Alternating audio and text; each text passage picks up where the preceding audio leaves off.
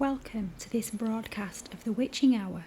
I'm Sarah Mondaini and I will be with you for the next hour talking about ghost stories, the paranormal and folklore to gently whisk you off into a relaxing sleep. I've chosen ghost stories and folklore as the central theme of the Witching Hour because the age-old traditions have been sources of comfort and fascination for generations now, especially during the quiet hours of the night. These stories are rooted in our cultural heritage and passed down from one generation to the next, like well-loved heirlooms. In the stillness of the night, it's nice to seek comfort in the familiar and in the stories that our ancestors once shared by the flickering glow of candlelight. These tales connect us to our past and reunite us with the connection to our ancestors. Not only that, but the witching hour, that mysterious time when the veil between the worlds grows thin, is a great time to listen to these stories that take us into the realms of the unknown. For many people during these quiet hours, the curiosity is stirred and the imagination takes off. So we are drawn to stories of apparitions, supernatural encounters, and mythical creatures, finding both thrill, fear and comfort in the unknown. I, for one, love the night silence. I think there's a unique quality to it. It brings another layer to the stories of the past, or to a recollection of a paranormal encounter. Ghost stories and folklore have a natural place within the quiet hours when the world sleeps and there are no distractions from the phone, emails, or people wanting things done. It's in that silence that I personally immerse myself in ghost stories and folklore, and I use them as oracles to help me create work such as this broadcast I've made tonight. In the middle of the night, storytelling takes on a magical quality. You're never too old for the magic of a story. It becomes the bridge from this world to another. A boundless world full of ideas and wisdom that you can reach out for and bring back into your own world to help make it better for you. Whether we're gathered around a campfire, sharing tales with loved ones, or listening to a broadcast like the Witching Hour, these stories can bring a feeling of togetherness with the past and the present, and give us hope for the future. For me, these stories are not just entertainment. They're pages of wisdom. They have lessons about the human condition, the mysteries of existence, and our place in the universe. You only have to read about the Dogon tribe to see that they knew more about existence and how to travel the realms without even leaving their seats. And when they returned, they brought more knowledge back with them about the star system Sirius than any astronomer or astrophysicist has ever brought forward. As we go through the Witching Hour and listen to and discuss these stories, I hope to uncover insights into the twists of life, death, love, and the relationship between the seen and the unseen. I want the Witching Hour to become a sacred place where you come to think about the depths of the human psyche and find comfort and inspiration in the tales that have illuminated some of the darkest corners of history throughout the centuries. As someone who follows my own ancestral path throughout these isles, from Albion to Ayr to Caledonia and Cymru, the autumn and winter have always been a time of storytelling, sitting around the fire on long dark nights and telling stories, thinking about the wisdom held within ancient folklore and legends. Samhain and Yuletide are my particular favourite times of the year for doing this, and I thought, why not extend this beyond my own threshold and bring that tradition to you with the intention of not only to talk and share stories, but also to provide a soothing presence, a light in the dark during the Witching Hour, when many people might be feeling alone or restless. By bringing this age-old tradition to a wider audience, it's my intention to create an hour where people from all walks of life can come together to bask in the glow of their own ancestral wisdom and the communal storytelling. So no matter how dark the night may seem, there is always a shared light. I also think there's a therapeutic value to ghost stories and folklore. These tales really do have the power to transport us to different places and to capture our imaginations and bring about some temporary escapism during these dark nights, where the world outside feels increasingly chaotic and unpredictable. I hope the witching hour becomes a steadfast companion during the dark nights that lie ahead, a source of relaxation and a welcoming space where you can find cover from the daily trials of life. But I'm not here to talk at you. I also want to hear from you. Share your own ghostly encounters and tales from all your diverse cultural backgrounds and how these stories have offered you comfort and insights. As many of you know, my passion for all things fortean and paranormal knows no bounds, and I hope to ignite that same curiosity within each of you. So please, don't be shy. Share your insights and experiences in the comments.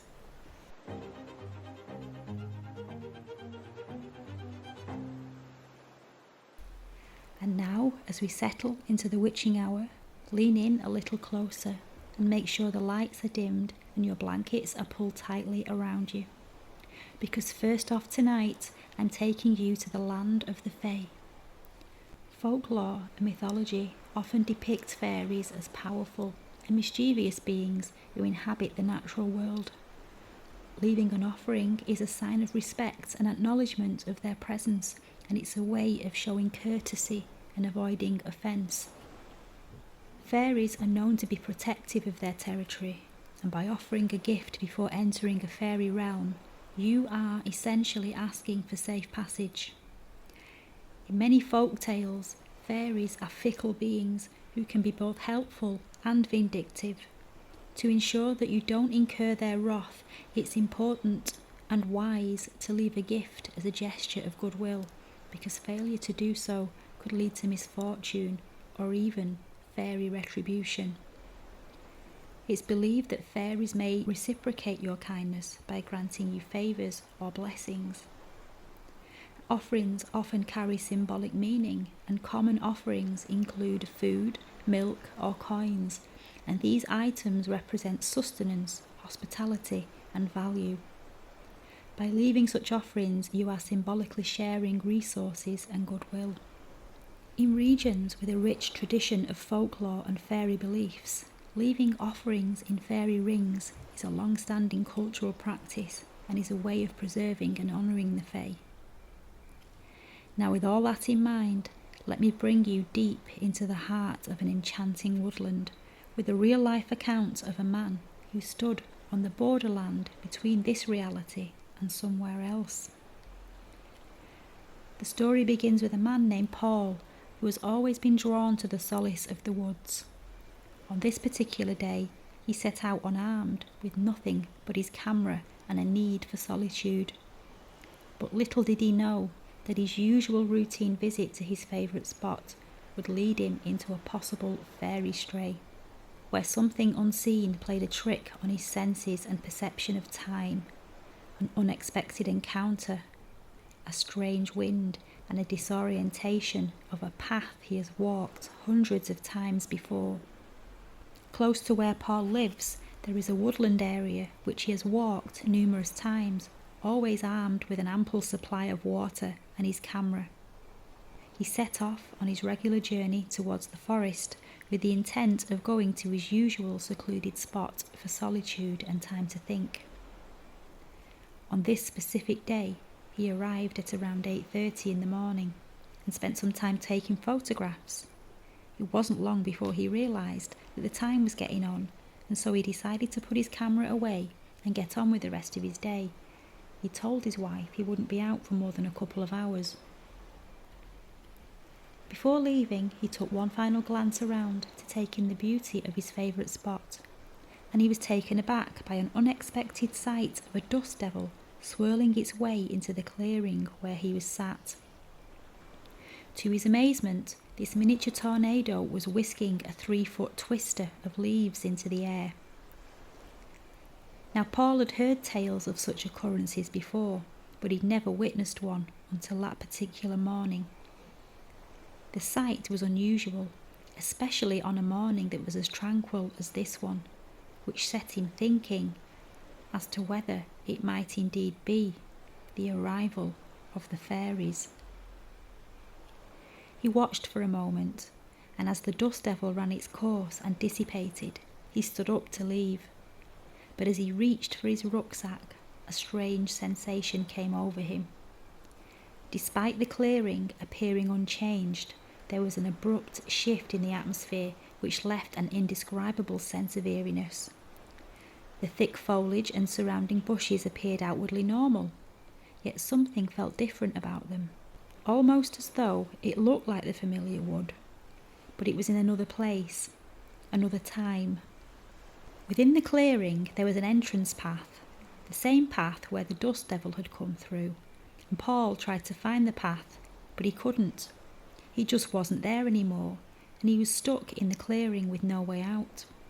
At first he thought he was imagining it, that he couldn't see the wood for the trees, so to speak. But as time went on, and he tried to rationalise the situation, he realised he was in fact stuck, with an increasing sense of agitation from being trapped inside. He then became disoriented and unable to recognise where he was or get a sense of his surroundings. After 5 minutes or so, a Rottweiler and its owner walked into the clearing, and the path was back and the strange atmosphere was gone, as though somebody had popped a balloon. Paul said he honestly believes that he might have been stuck there forever if it wasn't for the timely arrival of the man and his dog. It seemed as they ventured into the clearing, it broke the mysterious enchantment that had trapped Paul. Feeling grateful to be back in reality, Paul set off home and started to wonder if he'd imagined it or not. It wasn't until he returned home that he understood the true extent of the situation. For when he arrived home, over 7 hours had elapsed, which was far beyond what he'd expected. He was unable to account for those lost hours. He had no recollection of them. It was as if they had simply slipped through his grasp. Of course, he then had to try and explain when his wife wanted to know where he'd been, and he struggled to offer an explanation or pinpoint what he had been doing during that unaccounted period. Had he inadvertently walked into a fairy stray? What would have happened if the man with the dog hadn't walked into the clearing at that point? There's a belief that the fairy world, also known as the other world, exists in close proximity to our own. It's as if we share the same space with the fairies, albeit in slightly different dimensions that occasionally overlap. In Ireland, there are many tales about fairies residing on a plane just beyond our reach. Finding yourself in the realm of fairy strays has been reported by many while wandering through forests and meadows or even well-trodden urban paths. They suddenly, inexplicably, find themselves mixed up with the mystical world of the Fae. Signs of this can be experiences of time lapses, strange anomalies, or inexplicably altered perceptions of reality. You may even find yourself lost in familiar surroundings. It may feel strange, as though you are somehow in another space, hidden deep within the clearings, only to return to the mortal world to find that time has passed in the blink of an eye. Fairies possess the mystical ability to employ glamours, allowing them to manipulate what we perceive. They conceal themselves from our view, and even though they're close to our world, they dwell just beyond the veil, but occasionally peek through to interact with our reality. But here's a word of caution. Once you strike a deal with a fairy, there's no easy way out. Fairies are known for their determination to secure verbal consent, and they'll go to great lengths to make it happen. Negotiating with them demands the utmost care and consideration. It is not advisable to put yourself in a situation of bargaining with them. Do not do it, for their gifts often come with hidden costs. It's believed that if you accept a gift from a fairy, then you may never come back to this world. And if you do, then your grandchildren for generations may be the down payment to the fairies in the form of swapping the child for a changeling. Even expressing a willingness to engage in further negotiations becomes a binding agreement, as there's no escaping a conversation once you've committed to it. In these encounters, the word maybe can become your ally, giving you a degree of flexibility with these enchanting but often fickle beings. So when conversing with fairies, tread very carefully and choose your words wisely, for the other world is never far away. Eating the food of the fae folk also carries consequences. It can lead to becoming trapped in the realm of the fairies, or even result in a form of madness. For it is said that such delicacies would forever spoil your taste for ordinary mortal sustenance. But how do you find yourself caught in the fairy world? Well, like in the case of Paul, the path to the other world typically unfolds when one is alone, often during a solitary walk. The most unusual scenario involves coming across a mysterious food source within the woods, unmistakably belonging to the fae folk. Should you ever find yourself in a situation, heed this advice. Exercise utmost caution. If you sense the ethereal presence of fairy energy, hear the enchanting music that seemingly comes from the air itself, feel the distinct sensation of being observed by unseen eyes, or stumble upon a ring of mushrooms, refrain from partaking of anything found in this vicinity. These are signs that you may have entered a realm connected with the fairies, where their influence is potent and their ways are beyond our human understanding. In that moment, it's crucial to remember that the consequences of indulging in fairy food are not good. To taste their food is to risk losing your connection to the world you know and be forever bound to their realm. So when travelling in the borderlands between our world and that of the fae, caution should be your only guiding star.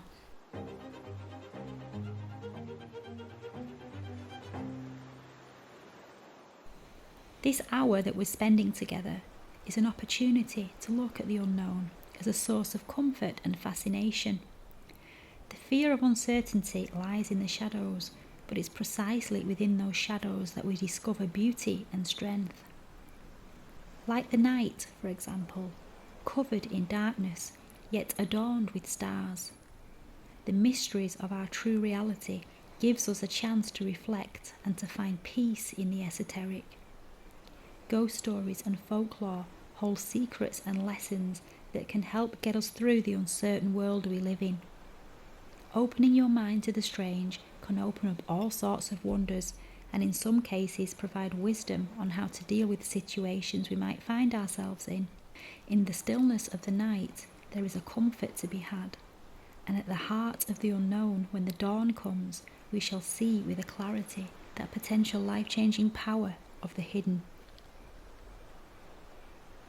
As our candle continues to burn this hour, let's talk about some of these age-old stories and the valuable lessons they hold.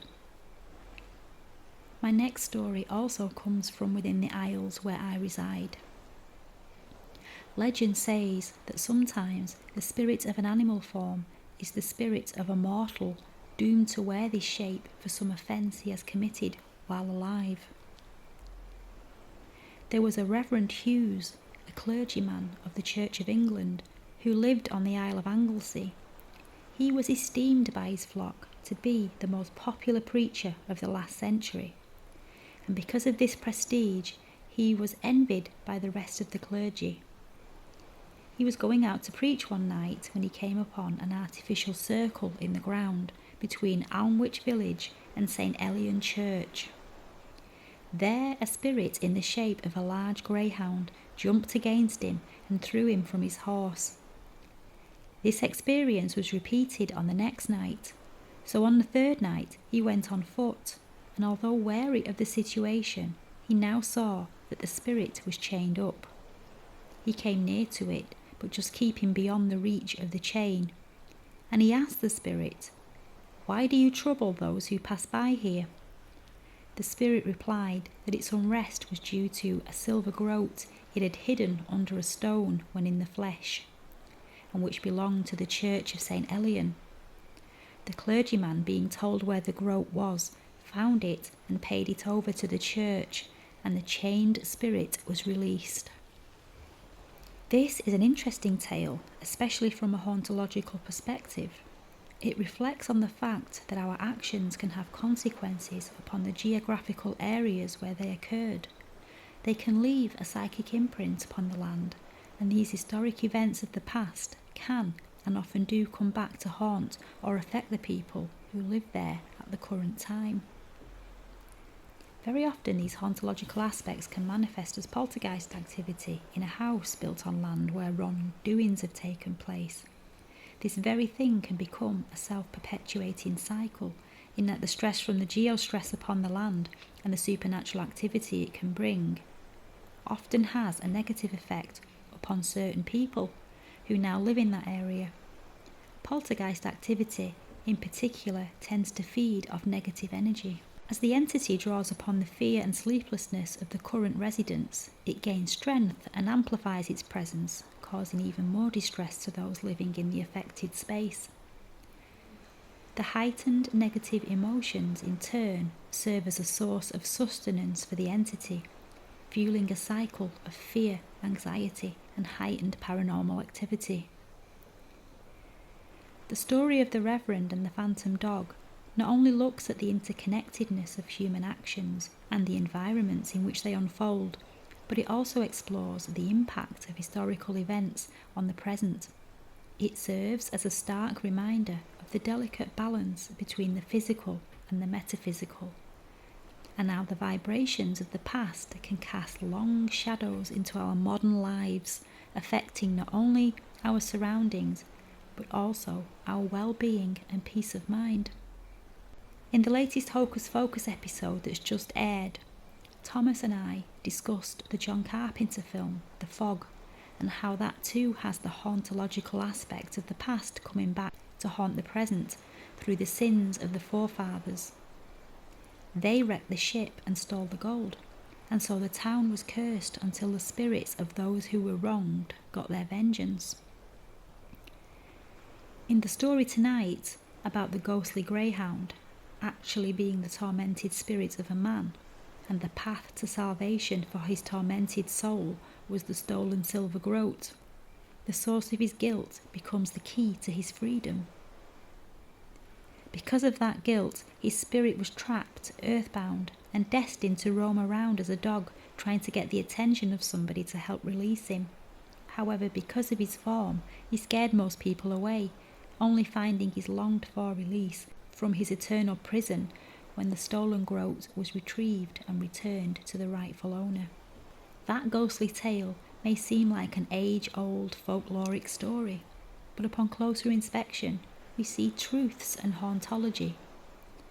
These stories very often have hidden deeper meanings, and in this case revealing how our past wrongdoings can return to haunt others, and that dark, heavy burden that our wrongdoings can place upon our own very souls.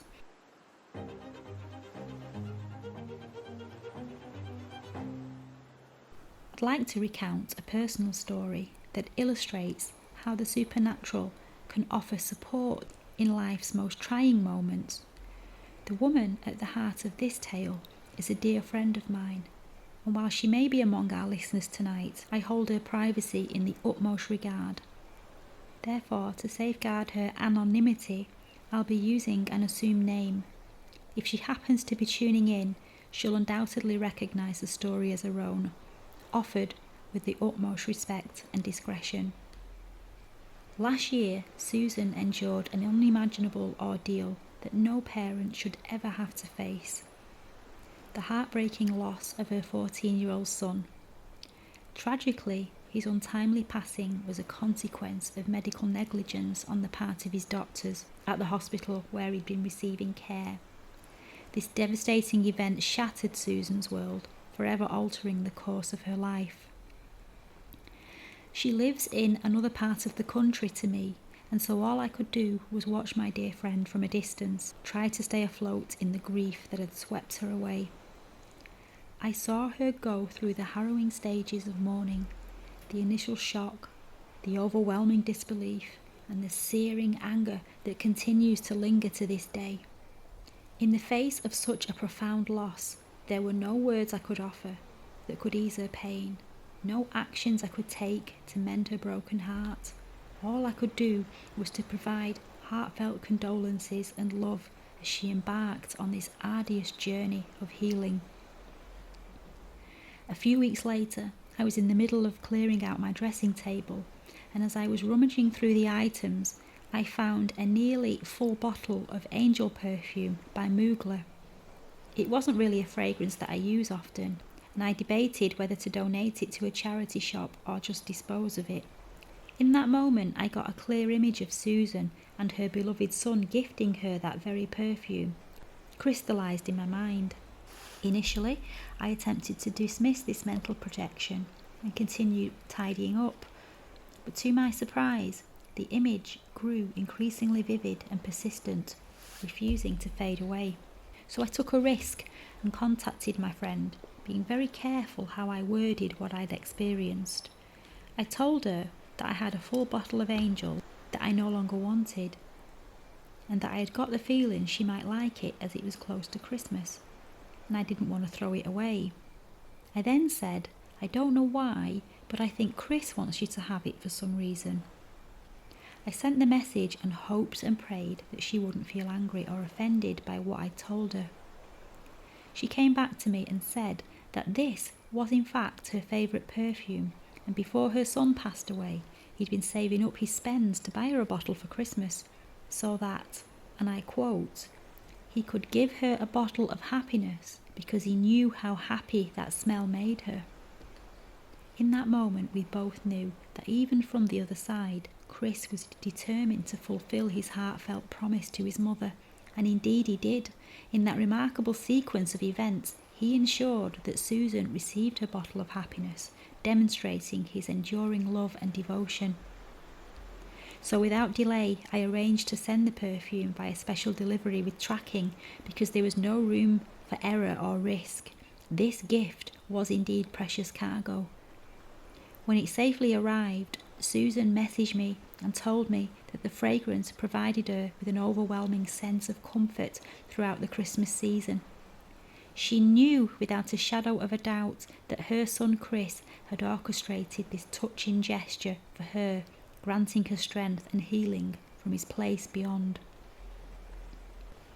I also have a vivid memory from the 90s that I'd like to share with you during our witching hour together tonight. One night in the late 90s, I awoke in the early hours to an extraordinary sight. My grandmother standing beside me, gently stroking my hair and cheek. She appeared silvery and translucent, and she was radiant against the backdrop of the night. And as I looked at her, she smiled and then vanished. Drifting off back to sleep, I felt as though a warm blanket of love had enveloped me. The following day brought an unsettling discovery. My beloved cat Milo sat facing the wall with his head pressed against it. Concerned, I rushed him to the vet, only to learn that he had a tumour and was in considerable pain.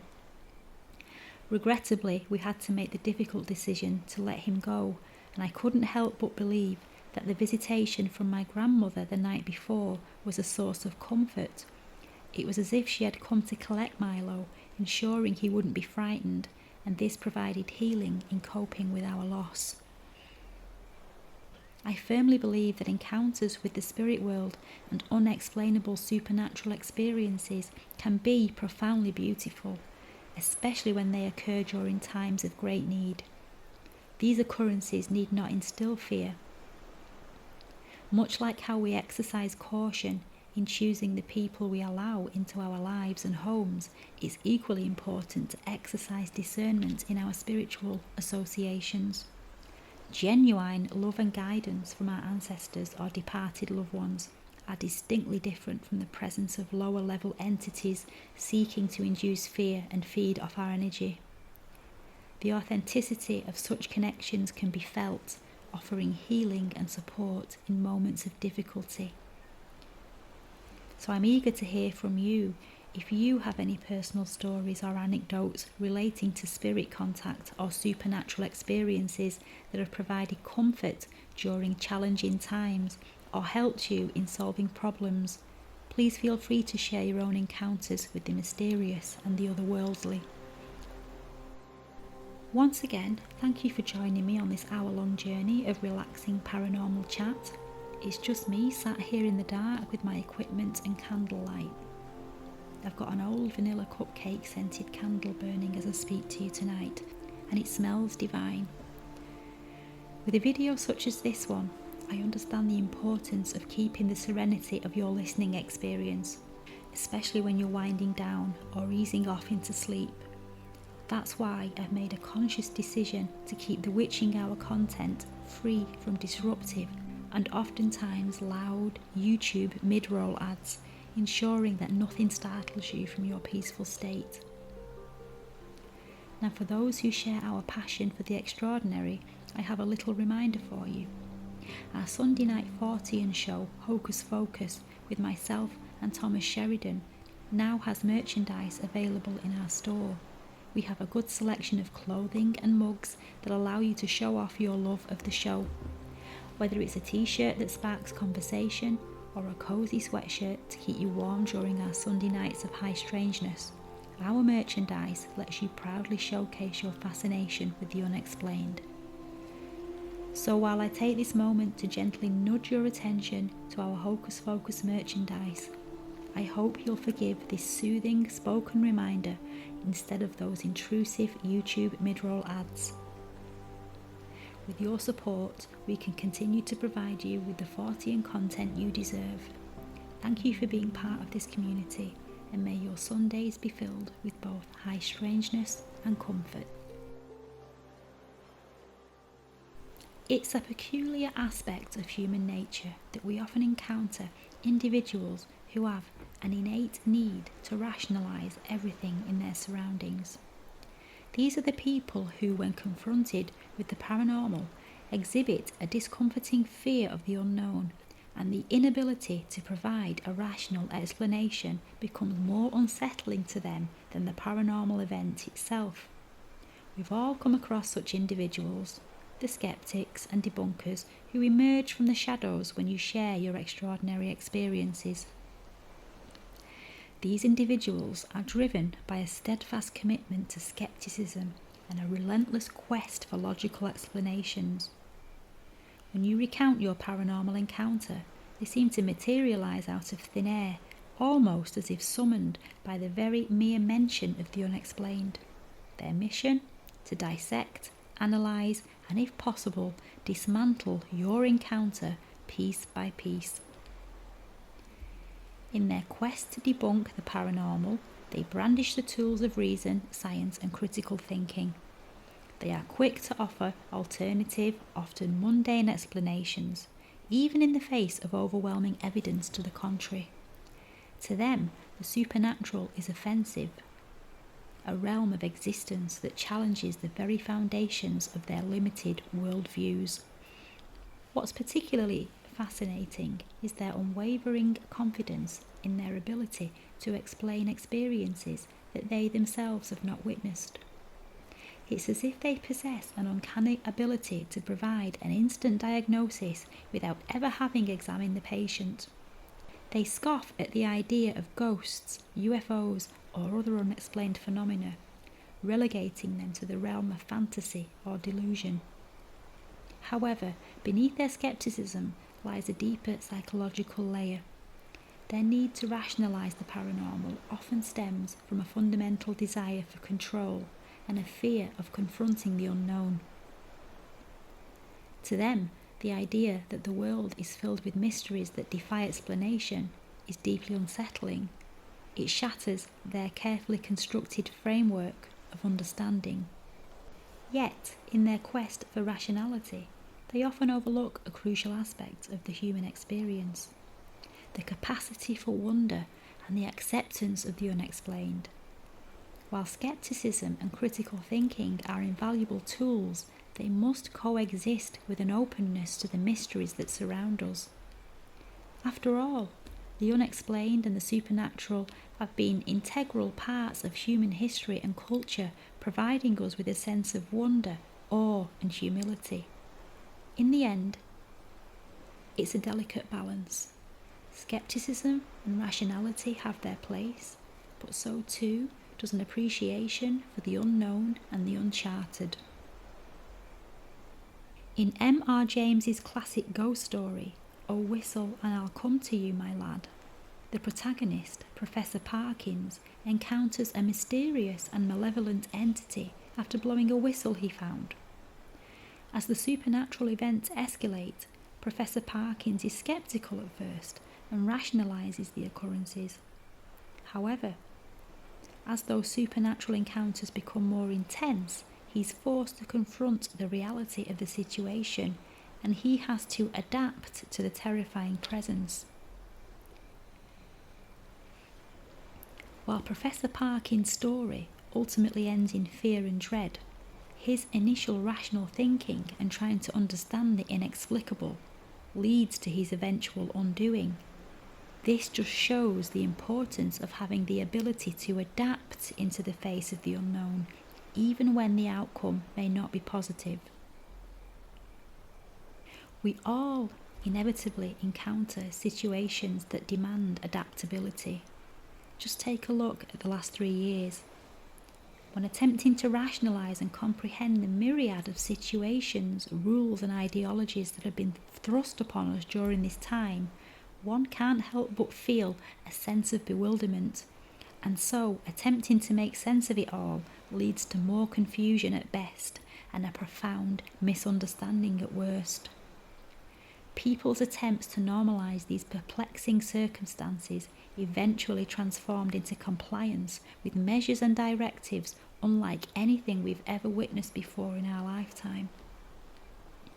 Many succumbed to the attraction of normality and rationalisation, reciting slogans and catchphrases delivered to them by the television and world media. However, when reviewing the last 3 years from a more open-minded, fortean perspective, the idea of a non-human force exerting influence over our planet through the global stage provides a perspective where the insanity starts to make more sense. When you consider the possibility of a non-human force orchestrating events, we give ourselves the tools necessary to wrestle with the uncertainties of this era. No longer are we solely fighting for a return to what is deemed normal. Instead, we acknowledge the possibility of the existence of an unexplainable force at work within humanity.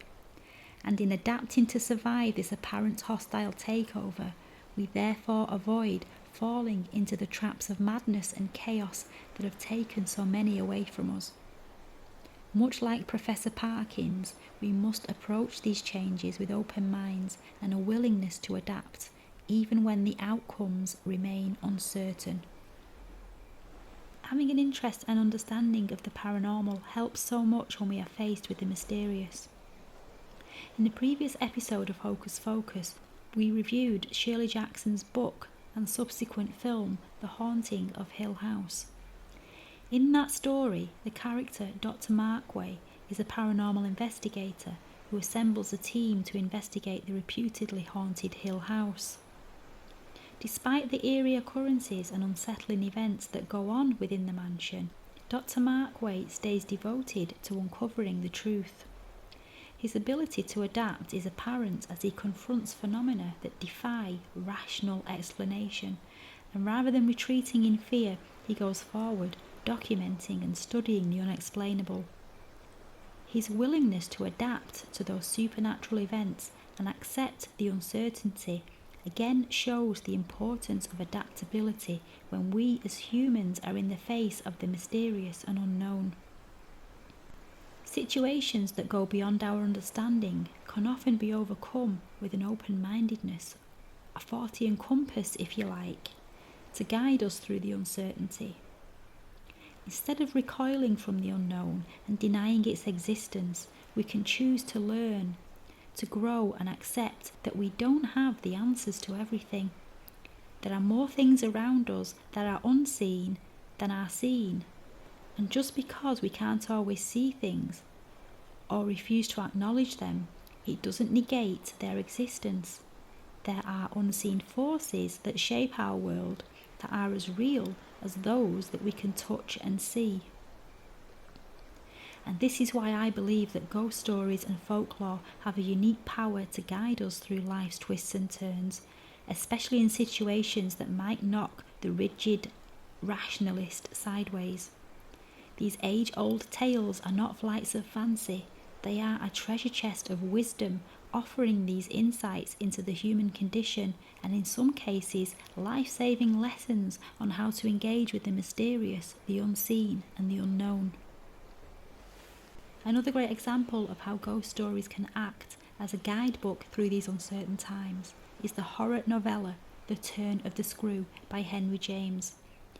The story follows the journey of the governess, a young woman who starts off with a sense of innocence and naivety. She's entrusted with the care of two young children, Miles and Flora, at a remote country estate. However, as she becomes entangled in a web of supernatural events and encounters apparitions that may or may not be real, her perception of things takes a big shift. Much like the governess in the story, we too encounter moments in our lives that shake the very foundations of our perceptions and beliefs. These moments can take various forms, such as personal loss, a sudden change in circumstances, or even a profound revelation about ourselves. Just as the governess is thrust into a world of haunting uncertainty, we are confronted with the unknown, and it can be a challenging and disorienting experience. Change can lead us to question the very nature of reality and our place within it. It forces us to confront our beliefs and assumptions, much like the governess fights with the existence of ghosts and the true nature of her young charges. It's in these moments of transformation that we have the opportunity for growth and self-discovery. Just like the governess must navigate the mysteries of Bly Manor, we must navigate the mysteries of our own lives.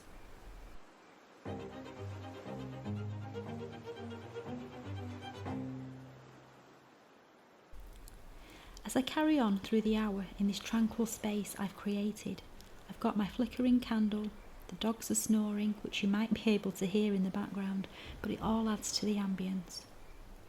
We've not succumbed to putting the heating on yet, and I've dug out a long thick Aran cardigan that I've had for years, and it's currently keeping me warm. It's a long double collared coatigan, I think they call it.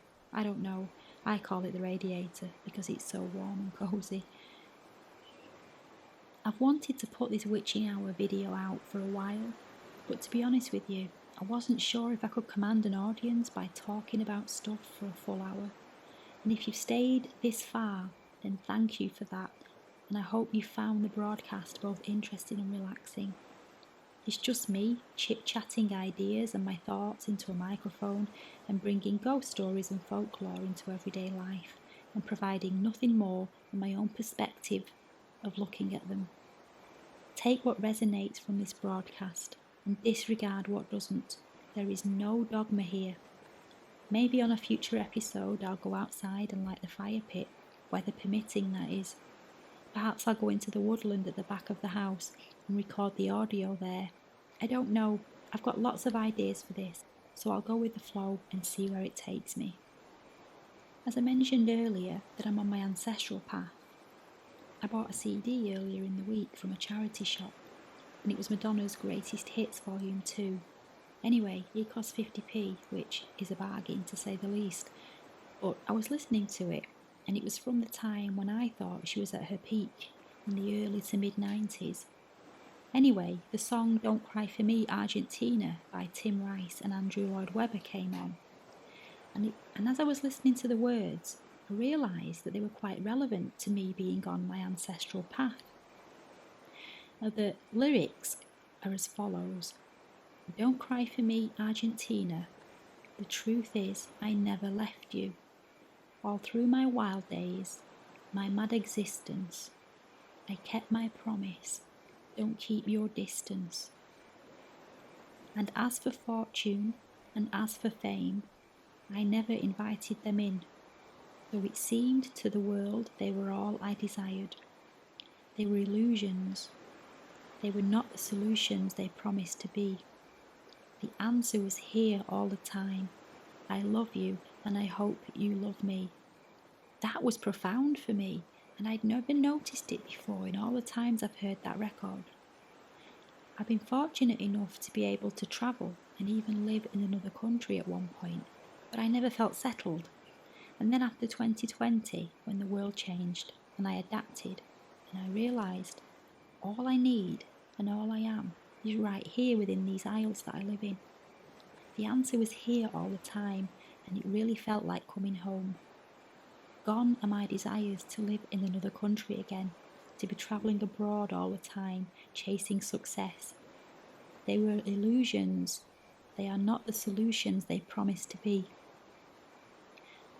Now, my country is far from perfect, and I'm not even going to get started on the clowns that run it. But it's not the country I'm talking about. It goes way, way deeper than that. It's these lands I'm drawn to. I'm happy right here, right now, on the green, green grass of home. See, you can find the most profound self-truths in the most surprising places. A chance buy of a 50p second-hand CD. Magic is everywhere. Which leads me on to say, if you have any paranormal experiences or anecdotes that you'd like to share and have me read out for a future witching hour, then please feel free to send them my way. You can find the email address to submit your stories in the description box. Rest assured I'll respect your privacy and keep your identity confidential. For the moment, I don't know how often these will go out. It'll all depend on my workload with Hocus Focus and some writing projects that I'm working on. But they will go out fairly frequently. I just can't commit to a weekly spot with this at the moment, so please don't hold me to that. It's been a busy week with producing Hocus Focus, and I hope you enjoyed the episode that went out earlier, our maritime fortean episode.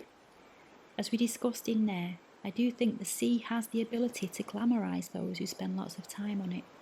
It also has an enchanting romantic quality to it on the surface, but it can turn in the blink of an eye and swallow you whole if it wants to. Perhaps, as legend suggests, Davy Jones's locker truly serves as a gateway to a lower dimension. One undeniable truth emerges though.